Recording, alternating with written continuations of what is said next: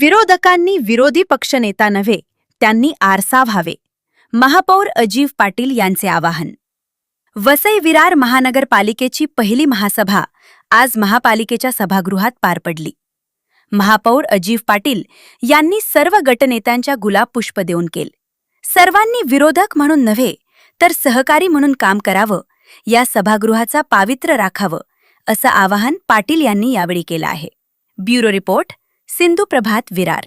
आज स्थायी समिती सदस्यांची नावं आली.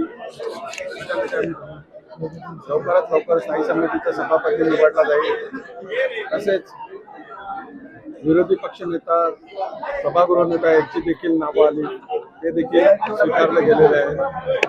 आता प्रश्नोत्तराच्या काळामध्ये काही प्रश्न आलेले पण विविध मुदतीत आलेले होते, त्यामुळे पुढच्या मीटिंगला त्यातील काही प्रश्न येतील आणि लवकरच एक परत होईल मीटिंग, जेणेकरून त्याच्यामध्ये वेगवेगळे विषय येतील. सगळ्या सदस्यांना त्यासंबंधी सूचना दिलेल्या आहेत. आज पहिल्या महासभेमध्ये विरोधी पक्षाने सुद्धा विरोध केलेला समोर येतोय.